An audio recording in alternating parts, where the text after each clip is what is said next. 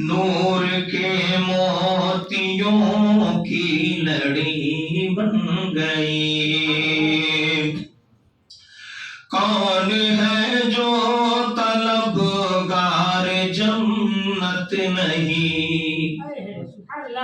کون ہے جو طلبگار جنت نہیں؟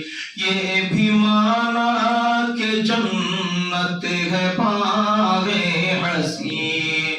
حسن جنت کو جب بھی سمیٹا گیا، حسن جنت کو جب بھی سمیٹا گیا، مصطفیٰ کے نگر کی گلی. سبحان اللہ سبحان اللہ، اللہ اکبر، یا رسول اللہ، زندہ باد زندہ باد، اللہ اکبر، یا رسول کون ہے جو طلبگار جنت نہیں؟ یہ بھی مانا کہ جنت ہے باغ حسین. حسن جنت کو جب بھی سمیٹا گیا، مصطفیٰ کے نگر کی گلی بن گئی. آیتوں سے ملاتا رہا آیتیں، پھر جو دیکھا تو نعتِ نبی بن گئی. اور یہ شعر بالخصوص سماعت کریں، جہاں آپ کو پڑھنا آئے وہاں ساتھ ساتھ پڑھیے. جتنے آنسو بہے میرے سرکار کے، جتنے آنسو بہے میرے سرکار کے، سب کے سب ابر رحمت کے چھینٹے بنے. ہو گئی رات جب زلف لہرا گئی، ہو گئی رات جب زلف لہرا گئی، جب تبسم کیا چاندنی بن سبحان اللہ سبحان اللہ. آیتوں سے ملاتا رہا آیتیں، پھر جو دیکھا تو نعتِ نبی بن گئی. جب ہوا تذکرہ میرے سرکار کا صلی اللہ علیہ وسلم، جب ہوا تذکرہ میرے سرکار کا، والضحیٰ کہہ دیا والقمر پڑھ لیا، آیتوں کی تلاوت بھی ہوتی رہی، نعت بھی ہو گئی، بات بھی بن گئی، نعت بھی ہو گئی، بات بھی بن گئی. اور یہ آخری بند، سب سے صائم زمانے میں کمزور تھا، سب سے بے کس تھا، بے بس تھا، مجبور تھا. سب سے صائم زمانے میں کمزور تھا، سب سے بے کس تھا، بے بس تھا، مجبور تھا. میری حالت پہ ان کو رحم آ گیا، میری حالت پہ ان کو رحم آ گیا. میری عظمت میری بے بسی بن گئی. یا محمد محمد میں کہتا رہا، موتیوں نور کے موتیوں کی لڑی بن گئی. آیتوں سے ملاتا رہا آیتیں،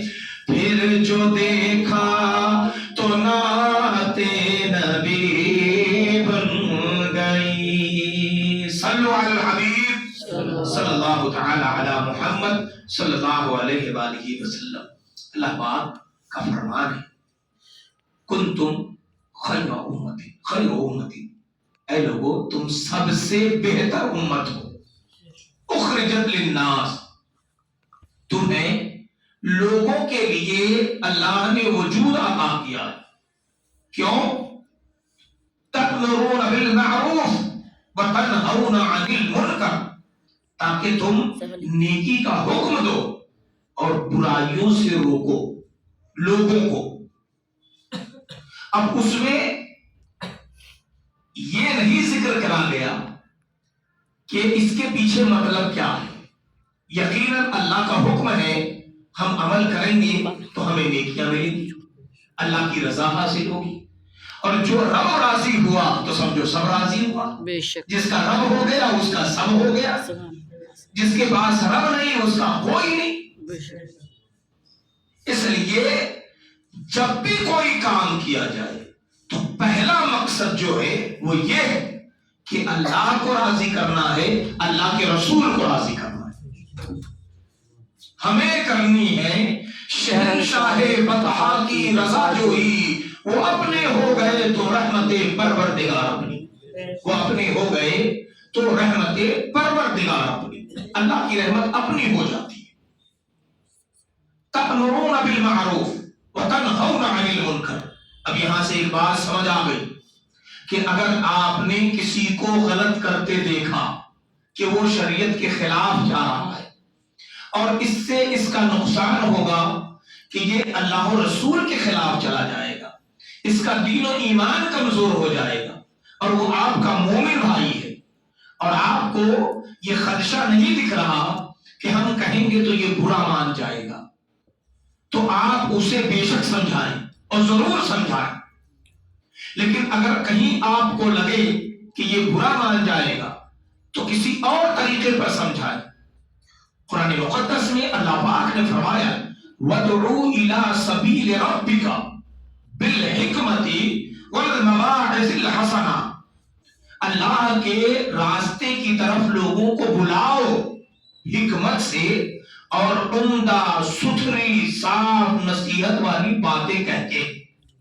کسی کو ڈانٹ کر ڈپٹ کر جھڑک کر آپ اسے رہنمائی نہیں کر سکتے، اسے آپ سیدھی راہ پر نہیں لا سکتے. بہت میٹھی ستھری صاف باتیں جو دل کو چھو جائے وہ باتیں کہیں تو انشاءاللہ اس پر بات اثر بھی کرے گی اور وہ آپ کو اپنا خیر خواہ جانے گا. لیکن اگر آپ نے اسے ڈپٹ کر کہہ دیا، جھڑک کے کہہ دیا تو پھر بات نہیں بننے کی، بات اور بگڑ جاتی ہے. کہتے ہیں بات کہنے کا سلیقہ ہو اگر انسان کو، بات کہنے کا سلیقہ ہو اگر انسان کو، دل تو کیا چیز ہے میاں، پتھر بھی پگھل جاتا ہے. بے شک سبحان دل تو اللہ. کیا چیز ہے، پتھر بھی پگھل جاتا ہے. حضرات تو ضرورت ہے کہ اللہ پاک نے ہمیں اور آپ کو پیدا کیا ہے نیکی کا حکم ادا کرنے کے لیے اور برائی سے روکنے کے لیے. تو ضروری ہے کہ لیکن یہ بھی ضروری ہے کہ اگر آپ کسی کو نماز کا حکم کرتے ہیں کہ میرے بھائی نماز پڑھا کرو، نماز کی پابندی کیا کرو، تو ضروری ہے کہ پہلے آپ خود عامل بن جائیں، آپ کا عمل خود نماز پر ہو، پھر آپ نصیحت کریں گے تو وہ نصیحت زیادہ اثر انداز ہو. بے شک. ایسا نہیں ہے کہ آپ نمازی نہیں ہیں تو دوسرے کو نماز کے لیے نہیں کہہ سکتے ہیں، مگر اثر نہیں ہوگا، کیونکہ جب خود ہی عمل نہیں ہوگا تو پھر وہی والی بات ہوگی کہ میاں دوسرے کو سمجھاتے ہیں خود ہی کس کھاتے. تو یہ تو غلط بات ہو گئی نا. لوگ آپ کی باتوں پر کیوں کر نصیحت کریں گے؟ قرآن کہتا ہے یا ایھا الذین آمنوا لماذا تقولون ما لا تفعلون، اے ایمان والو تم وہ باتیں کہتے کیوں ہو جو تم خود نہیں کرتے، جو تم خود کرتے نہیں وہ دوسرے کو کہتے کیوں ہو؟ تو پہلے خود عمل کرنے والے بن جاؤ. کیا آپ نے سنا نہیں ہمارے اور آپ کے آقا سرور کون و مکان سید انس و جان، ہم تمام امت کی جان، جانے کائنات، جانے عالمیہ، سید انس و جان حضور احمد مجتبی جناب محمد مصطفیٰ صلی اللہ علیہ وآلہ وسلم کی بارگاہ میں ایک صحابیہ آئی، عرض کرنے لگی یا رسول اللہ صلی اللہ علیہ وآلہ وسلم، یہ میرا بیٹا ہے، سرکار یہ گڑ بہت کھاتا ہے، میرے آقا آپ اسے منع کر دیں۔ آپ کہیں گے تو پیارے آقا اے مدنی سرکار آپ کے کہے سے میرا بچہ گڑ کی عادت چھوڑ دے گا۔ میرے آقا سرور کون و مقام صلی اللہ علیہ وسلم نے فرمایا ٹھیک ہے میں اسے نصیحت کر دوں گا، لیکن تم 3 دن بعد آنا۔ پھر وہ 3 دن بعد لوٹی۔ میرے آقا علیہ السلام نے فرمایا میرے عزیز تم گڑ نہ کھایا کرو کہ گڑ کے کھانے سے تمہارے خون میں میٹھے پن کی مقدار بڑھ جائے گی، تو پھر تمہیں بیماری بھی لگ سکتی ہے۔ نصیحت کر دیا آقا نے، اور ظاہر سی بات ہے سرکار حکم کرے اور کوئی عمل نہ کرے، ایسا بھی کبھی ہو سکتا ہے۔ میرے آقا حکم کر دیں تو پتھر پگھل جائے، حکم کر دیں تو سونے چاندی کے پہاڑ زمین سے باہر نکل آئے۔ میرے آقا ہیں، سرور کون و مقام ہے، اور سرکار علیہ السلام کی شان تو نرالی ہے نا۔ میرے آقا صلی اللہ علیہ وآلہ وسلم انگلی کا اشارہ فرما دیتے ہیں تو آسمان کا چاند 2 ٹکڑے میں بٹ جاتا ہے، ڈوبا سورج پلٹ آتا ہے۔ سرکار علیہ السلام اپنا لعاب دہن کٹے بازو پر لگا دیں تو کٹا ہوا بازو نہ صرف کہ درست ہو جاتا ہے بلکہ اس میں پہلے سے زیادہ جان آ جاتی ہے۔ وہ تو شان ہے مصطفیٰ کی۔ سرکار نے کہا تو یقیناً عمل ہونا ہے، لیکن صحابیہ نے کہا یا رسول اللہ میرے ماں باپ آپ پر قربان ہو، سرکار میں صدقے جاؤں۔ میرے آقا آپ 3 دن پہلے بھی یہ نصیحت فرما سکتے تھے، لیکن آقا کیا وجہ ہے کہ میرے مدنی آقا میرے کالی زلفوں والے مصطفیٰ آپ نے آج 3 دن بعد میرے بچے کو یہ نصیحت کی ہے؟ تو میرے آقا نے فرمایا میری صحابیہ جب تو یہ گزارش لے کر میرے پاس آئی تھی، شکایت لے کر کہ میرے بچے کو نصیحت کریں، تب میں خود بھی گڑ کھاتا تھا، اب میں نے الحمدللہ گڑ کھانا چھوڑ دیا ہے، اس لیے تیرے بچے کو بھی چھوڑنے کی نصیحت کی گئی۔ یہ زندگی ہے مصطفیٰ کی۔ سرکار نے خود پہلے عمل کیا اور پھر حکم فرمایا تاکہ امت کو سیکھ آ جائے، ہمیں سمجھ آ جائے، ہمیں اور آپ کو سبق مل جائے اور ہم اس پر صحیح طریقے پر عمل کر سکیں۔ تو سرکار نے پہلے خود عمل کیا، اس لیے ہم آپ سے بھی کہتے ہیں یا ایھا الذین آمنوا لماذا تقولون ما لا تفعلون، اے ایمان والو تم وہ باتیں کیوں کہتے ہو جو تم خود نہیں کرتے؟ پہلے خود عمل کریں۔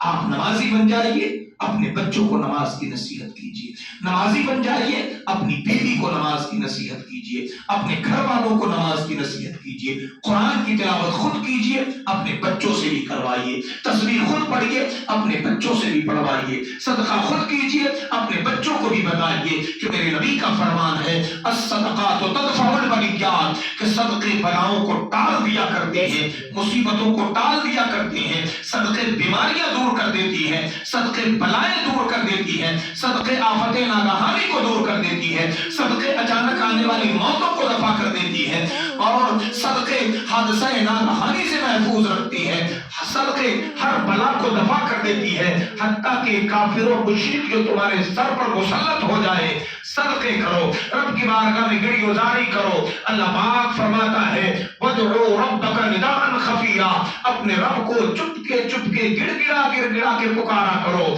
تنہائی میں سسک سسک کے پکارا کرو، اللہ تمہاری پکار بھی سنے گا، تمہاری دعا بھی قبول کرے گا۔ ضروری ہے کہ آپ خود عمل کریے، اپنے گھر والوں سے عمل کروائیے، کیونکہ جب تک کہ آپ اپنے گھر میں ناصح نہیں بن سکتے تو آپ کی نصیحت باہر بھی قبول نہیں ہو سکتی۔ ضروری ہے کہ آپ پہلے خود عمل پیرا ہو جائیں، شریعت مطہرہ کے عمل کرنے والے بن جائیں۔ تو قرآن میں رب نے ہمیں اور آپ کو صاف ظاہر کر دیا کہ تم سب سے بہتر امت ہو، تو ہم سب سے بہتر امت ہیں، تو ظاہر سی بات ہے ہمارا عمل بھی سب سے بہتر ہونا چاہیے، ہمارا کردار بھی سب سے اعلیٰ ہونا چاہیے، ہمارے اخلاق بھی سب سے اعلیٰ اور نرالا ہونے چاہیے۔ لیکن آج جو انگریزی ماحول ہے اس ماحول کے حساب سے بالکل برخلاف جا رہے ہیں، ہمارا عمل شریعت کے خلاف ہے، ہمارے طریقے شریعت کے خلاف ہے، ہماری زندگیاں شریعت کے خلاف ہے، اٹھنا بیٹھنا سونا جاگنا گفتگو کرنا ملنا ملانا سب خلاف شرع۔ تو شریعت کے مطابق عین مطابق زندگی گزاریں گے انشاءاللہ کاروبار میں بھی برکت ہوگی، رزق میں بھی برکت ہوگی، صحت بھی درست رہے گی، پریشانیوں سے بھی محفوظ رہیں گے۔ مجھے ایک بات یاد آتی ہے، بڑی درود پاک پھر میں بتاتا ہوں۔ اللہم صلی علی سیدنا شفیعنا مولانا محمد بارک وسلم صلو علیہ صلاۃ و سلام علیک یا رسول اللہ صلی اللہ تعالی علیہ وآلہ وسلم۔ زبان میں اثر کب آتا ہے؟ جب انسان اپنے آپ کو شریعت کے مطابق کر لیتا ہے۔ اگر آپ شریعت کے مطابق اپنے آپ کو نہیں کریں گے، آپ کی زبان میں اثر نہیں آ سکتا۔ زبانوں میں تاثیر تبھی پیدا ہوتی ہے۔ مثلا حضرت سیدنا سرکار بابا فرید الدین گنج شکر رحمت اللہ تعالی علیہ کی بارگاہ میں ایک شخص آیا، کہنے لگا حضور آپ تو اللہ کے ولی ہیں، اللہ نے آپ کو بڑے رتبے سے نوازا ہے، حضور میرے لیے دعا کر دیجئے کہ اللہ میرے یہاں برکتیں عطا فرمائے۔ میں کماتا بہت محنت سے، حضور رات کے کافی دیر بیت جاتے ہیں، میں کام ہی کرتا رہتا ہوں لیکن برکت نہیں آ رہی، حضور دعا کر دیں کہ اللہ تعالیٰ میرے یہاں بھی برکتیں عطا فرمائے۔ حضرت بابا فرید الدین گنج شکر رحمت اللہ علیہ نے نگاہیں ڈالی تو یقیناً برکتیں نہیں تھی اس کے یہاں۔ فرمایا جب وہ سامنے پتھر پڑا ہے اٹھا لا، اللہ تمہاری مفلسی دور کر دے گا۔ آج کے ماحول کا جو تیز دماغ چلنے والے لوگ ہوتے ہیں، پتھر سے کہیں غریبی دور ہوتی ہے، یہ بابا پتہ نہیں ہمیں گمراہ کر رہے ہیں۔ اور خاص طور سے جو دیوبندیوں نے آج کل وہابیوں نے اپنے پنجے پھیلا رکھے ہیں، ان کے صحبت میں تو رہنے والا سب سے پہلے یقین نہ کرے۔ بے شک بابا فرید الدین گنج شکر وہ مرید بھی لاجواب تھے اور پیر بھی لاجواب تھے۔ گیا اٹھا لایا، کہا مٹھی میں ہتھیلی میں رکھ لو، ہتھیلی میں رکھ دیا۔ حضرت بابا فرید الدین گنج شکر رحمت اللہ تعالی علیہ نے پڑھا اعوذ باللہ من الشیطان الرجیم بسم اللہ الرحمن الرحیم لإيلاف قریش إيلافهم رحلة الشتاء والصيف فليعبدوا رب هذا البيت الذي أطعمهم من جوع وآمنهم من خوف۔ پڑھا اور اول آخر درود شریف آپ نے پڑھ لیا اور اس کے ہتھیلی پہ دم کر دیا، اسی پتھر پہ، کہا مٹھی بند کر لو، گھر لے جا کے کھولنا، اللہ تمہیں برکتیں عطا کرے گا۔ بند کر لیا۔ اب یہ گھر پہنچا، جب ہتھیلی کھولی تو دیکھا وہ جو پتھر اس نے اٹھایا تھا وہ پتھر سونے کا ڈھیلا بن چکا تھا، سونے کا ڈھیلا بن چکا تھا۔ اب اس نے کہا کہ یار تو بڑی اچھی ترکیب ہے، بڑا اچھا نسخہ مل گیا، بابا نے میرے سامنے ہی پڑھا ہے، اب تو میں راز جان گیا، راز میں مجھے تو پتہ چل گئی۔ اب وہ کیا کیا، وضو کیا،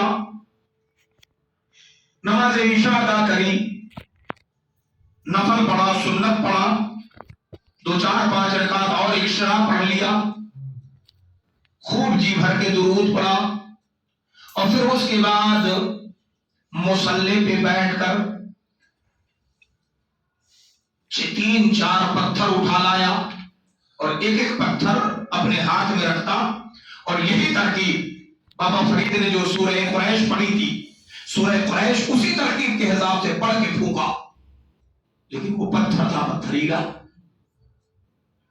کہا ہو سکتا ہے کہ میں نے رکھ کے زیادہ دیر بند نہیں کیا، دوبارہ پڑھا، پھر پھونکا، مٹھی بند کر لی، اور پھر درود پڑھتا رہا، پھر کھولا تو پتھریلا۔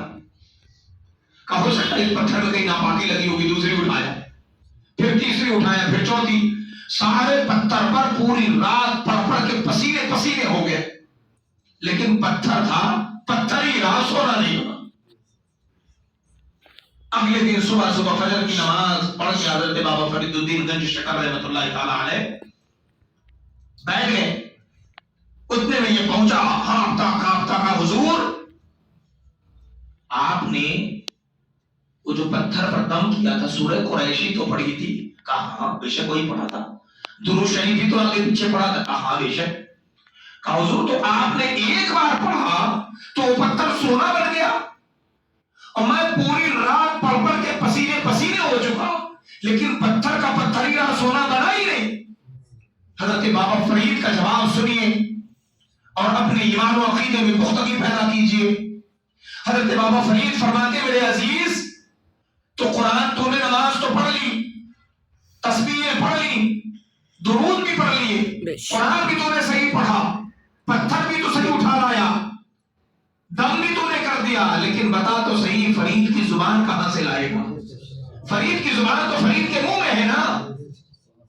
تو بابا فرید الدین گنج شکر رحمۃ اللہ تعالی علیہ کو اللہ پاک نے جو یہ مقام، یہ رتبہ، یہ عہدہ عطا فرمایا ہے وہ یوں ہی نہیں ملا ہے، اللہ تبارک و تعالی نے ان کا رتبہ بلند فرمایا ہے، اور انہوں نے پرہیزگاری اختیار کری ہے، انہوں نے اپنے اندر وہ صلاحیت پیدا کری ہے، اپنے آپ کو اللہ و رسول کے حوالے کیا ہے، اپنے نفس کو مارا ہے۔ جب نفس گوشت مانگتا تو اسے آپ ستو کھلاتے، جب آپ کا نفس آپ سے ملائی مانگتا تو اسے نمک چٹوا دیا کرتے تھے۔ ہمارا اور آپ کا حال یہ ہے کہ 2 دن اگر مرغا مسلم نہ ملے، قورمہ بریانی نہ ملے تو ہمارے کھانے نہیں ہضم ہوتے، ہمارے حلق سے دانہ نہیں اترتا، ہماری روٹی ہضم نہیں ہوتی، اور کہتے ہیں روز کی چٹنی اٹھا لاتے ہیں، پتہ نہیں کیا طریقہ ہے، ہمیں تو یہ بھی چاہیے وہ بھی چاہیے۔ مومنوں، ضروری ہے کہ رسول اللہ صلی اللہ علیہ وسلم کی زندگی کے حساب سے عمل کریں، تبھی آپ کی زبان میں اثر آئے گا۔